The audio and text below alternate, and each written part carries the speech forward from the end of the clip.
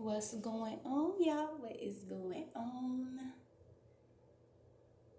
Thank you. Ooh. Thank you for choosing once again to click on my channel. This is OYAOY. I'm simply here to do my job. Get the messages to the collective. How are you guys? So you all, thank you that have been liking, sharing, supporting the channel. Promoting the message. Love, justice, truth, healing, peace. Everything we're doing in our healing home. Okay? So this video is going to be a little different. It's going to just be about some of my testimony. Because the Most High definitely keeps me. I'm so grateful to be in the presence, peace, and divine protection and love of the Most High. I hope you guys are doing well, staying warm in this cold, cold world. Okay? So for starters, I just wanted to start out, I've always been under some type of attack or, been through the ringer, through the most, whether it was bullied, persecuted, all the things we go through, simply being who we are. A lot of these people who have came against us, they know how we are. They know how great we're supposed to be, we're meant to be. Okay, and I was in my own darkness because I dealt with, not only a dark childhood, but experiencing a lot of pain growing up and looking for love on the outside of myself, which led me to get connected to a lot of karmics and, led me down dark roads and a lot of things that I probably wouldn't have experienced if I wasn't so gullible or loving or, just so blind to things, but the Most High always has a plan. God has a plan every time, you guys. So I just wanted to share a little bit with y'all because I know a lot of people are going through different things. It could be CPS, dark arts and rituals, gang stalking, realizing you've been poisoned or, have a life insurance policy you don't know about. You could have been in some type of government program that was meant to, assist you, but it was hindering you some type of way. You could be finding out a lot of family and friends came against you. A lot of friends were foes. And I'm just grateful to be here, to be able to share my story. Just a little bit. I ain't going to get into depth or, how deep it goes. I just want you guys to know that anything is possible when you really are who the Most High has called you to be. You guys reclaim your energy, reclaim your life. Your name is being restored. You will be vindicated. There will be justice. So I had moved into government housing in Louisville, Kentucky. It was, I believe, around 2014. I had just had my son. This was after I actually had him on my lunch break. Like, I was pregnant and I thought I was going to be able to go back to work. And they was like, girl, you ever have this baby? I was like, oh my goodness. So, this being my first child, I was always scared. I didn't realize, just how scary it is to bring a life into this realm. But I'm most definitely blessed to have a beautiful son that I will continue to fight for every day. And once I had him, we went into the government housing because, even though I had so many people around me and so many people using me or pulling at me, using my energy, stealing my spiritual gifts, stealing work that I did, plagiarizing, everything that I was doing, I couldn't come up in my city. I couldn't come up in my state. So I'm like, what the fuck is going on? I'm too talented. I'm too, I'm too everything to be struggling the way I did. I could never get assistance from family. It was like, of course, being a black sheep, you always get treated some type of way, or it's always, you get the short end of the stick. And when I had a son, I knew that shit was going to stop. He wasn't going to go through anything that I experienced, even though he has experienced a piece of what it feels like to be attacked spiritually, mentally, emotionally, and physically, especially during spiritual warfare with people that choose to work in the dark and work with little entities. So after we got into this place, I kept questioning God, like, why am I here? Why am I here? Me and my son was dodging bullets, damn near on a daily. It was always police presence and a murder going on. And, You know, there was concrete floors and concrete walls. You know, I made it into a home. You know, a lot of people think that everyone in the projects is dirty, but surprisingly, you know, my apartment was always laid. I was always clean, you know, regardless of what rumors were being said about me. It's like everyone always wanted to push a narrative about me that's, you know, jokes on them. But after being in that place, it really changed me. I started seeing a lot of things going on in my community that I knew I didn't want to be a part of. I knew I didn't want my son to experience it, you know, and I just started wanting to change, okay? And I ended up meeting someone after, you know, several guys that I was giving myself to because I felt like, you know, I wanted love. I knew I wanted family. I wanted to feel that, but I wasn't necessarily ready mentally, emotionally, spiritually, or anything because of all the trauma I experienced. And it took a while for me to realize, you know, you have to most definitely choose God first and everything else will fall into place. But I wasn't taught that, you know. So I most definitely consider myself made, and on this healing journey, it's been a beautiful experience, getting to know myself and loving myself, and you know, getting connected and reaching out and connecting to other people that may be going through the same. You guys, so you know, after being there and experiencing that, we was actually, you know, we were moved into another place, and for some reason, you know, this place, you know, there was structure damage, there was mold, there were, you know, I was constantly feeling negative energy. I ended up, you know, well, my spouse ended up finding out that the place was actually built on top of Indian burial ground. And I know now, like connecting to the land that I was on, a lot of places that I was actually at within the government program, the housing program, they were built on top of cemeteries. So it was a lot that, you know, was not only being conjured up and used around me, you know, I always stay connected to the Most High. And it was like I was always getting attacked for no reason, or always feeling some type of negative energy. And I didn't realize, you know, even me having my own demons, you know, we all have them. We can all participate in that low state, but I wasn't doing no shit to have, you know, for me to be experiencing what I was, and my son to be experiencing, you know, nightmares continuously.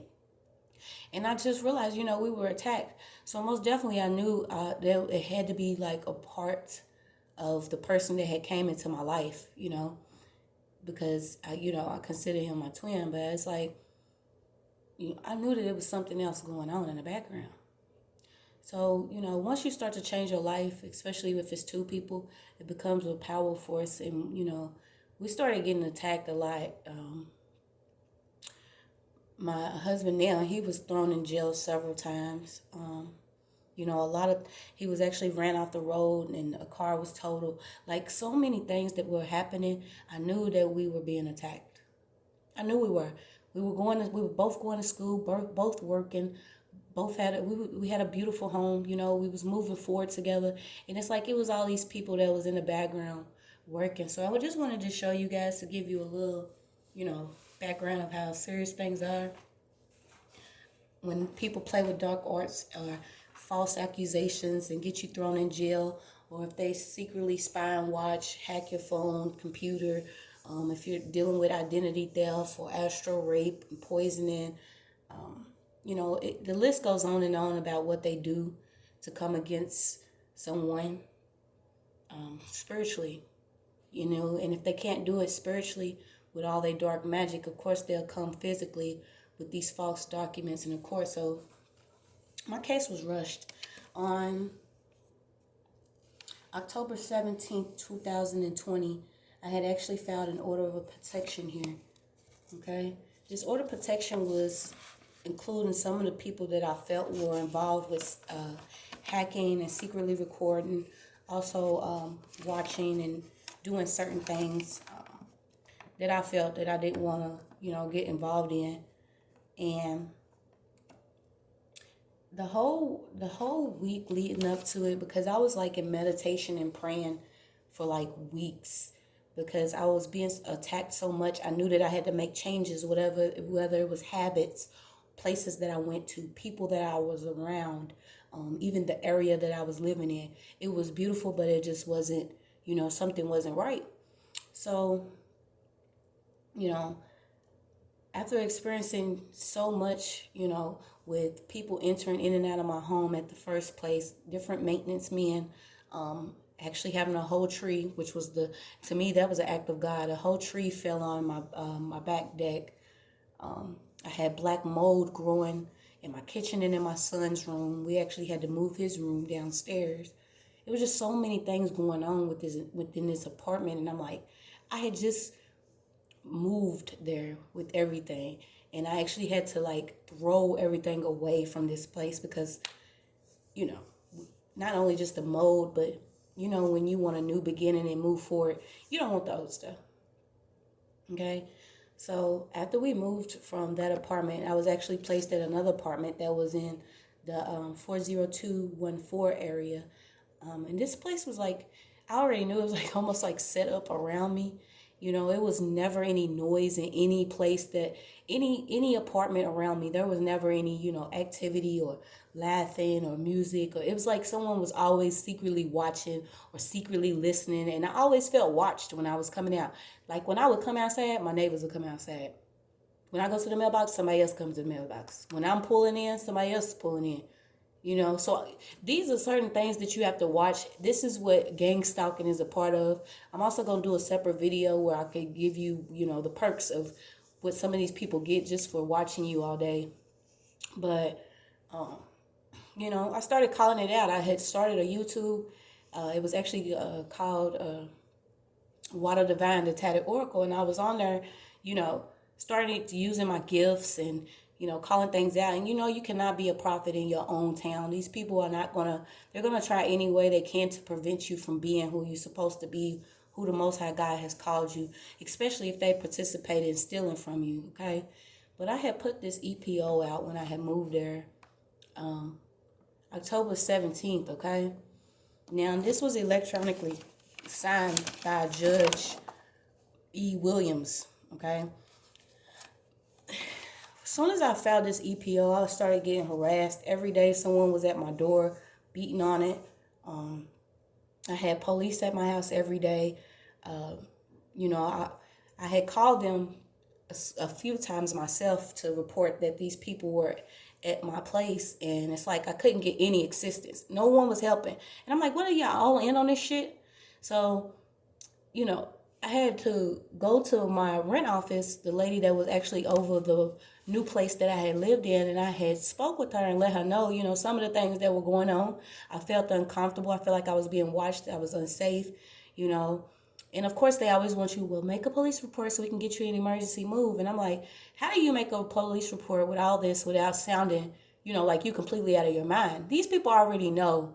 So when you coming into an office or you're going into the courts, they already know what you're going through. They have your social security number. They know your birthright because they didn't tapped into your Akashic records or used dark arts around you or took a deal with your family a long time ago to take you out, okay?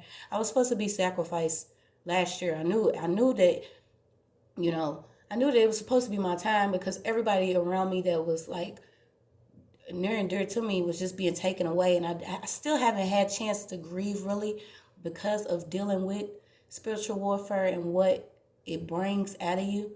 And it's like, I ended up calling the police because when I had got back from meeting with this lady, my dishwasher started smoking. So I'm like, okay, what is going on? So I had opened my dishwasher and it was like some type of plastic that was still on it and it started smoking. So I'm like, all right, this was supposed to be a house fire. This is how the devil worked. Anything he can do. He was just trying to destroy me, my son, and my dude at the time. So after all that, it's like, that it was constant, people coming to my house trying to get me to come outside. And, I just didn't want to talk to nobody. Not my phone or anything. I stayed in prayer because I'm like, I have to find out what this is that's pulling at me, my son, my family. What is going on? What's attacking us? I knew I had my own habits that I was dealing with from, my darkness of dealing with my childhood. But, once you clear your own shit out and you realize that a lot of things are projected onto you, you'll see clearly. So after that, my water heater, it was like tape on it. You know them pipes get hot, okay? It was like a pipe that was there that was it was first of all, it was like visible. Most of the pipes you don't see, but when you open the door in my hallway, you could see like the water heater and then all these pipes and where it get hot at, where the hot water is. Someone had literally wrapped like plastic all around it. So I'm like, all right, so that was supposed to be another fire. So I'm like, thank you. The Most High keeps me, okay? So, you know, after this, 3 days later, after I filed this EPO, I get the same people at my door threatening me, calling law enforcement, and I'm like explaining to them, these people are in my order. They will not listen to me, y'all. When I tell y'all, I was getting harassed by everybody that was in my court order. Everyone. I kept calling the police. It was almost like the police was being routed to the same district, and all these people are under payments of, whoever these people are in the 40214 area. So I'm like, cool. No one's listening, whatever. I'm going to reach out. FBI, I'm calling news stations, everything. No help, no assistance. So I started using Facebook Live as, a way to, this stuff can be used against you, but it was a way of comfort, because I instantly started getting on live, showing people what I was going through and dealing with. And,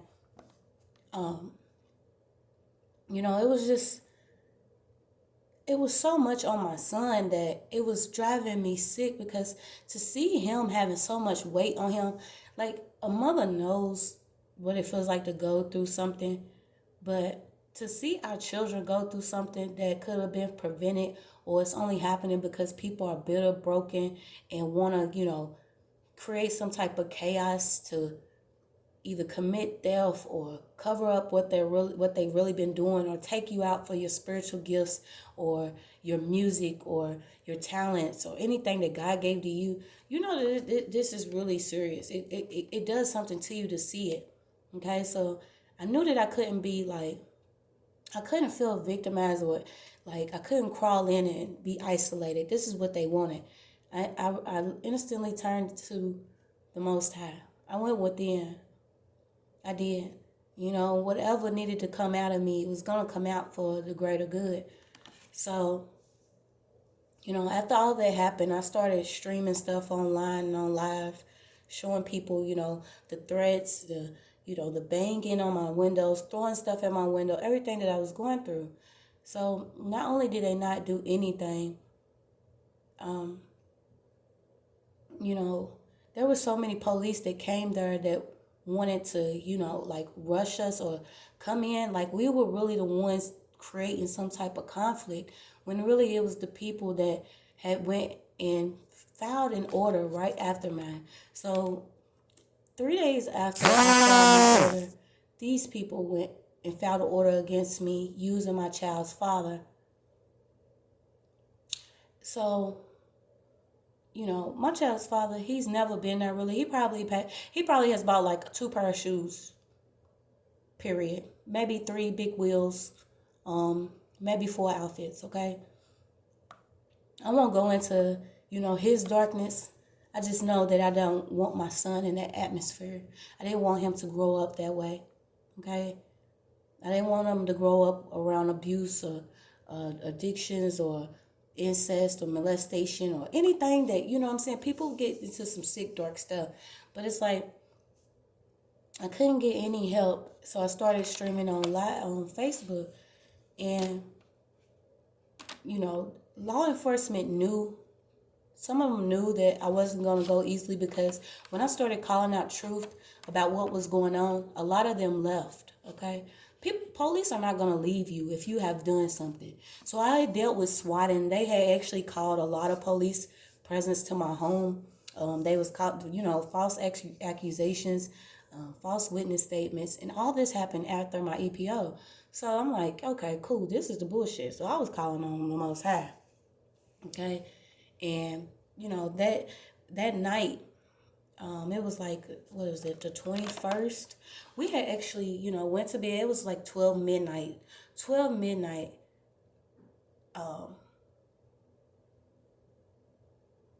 It might have been a little sooner, because my dude was in the living room.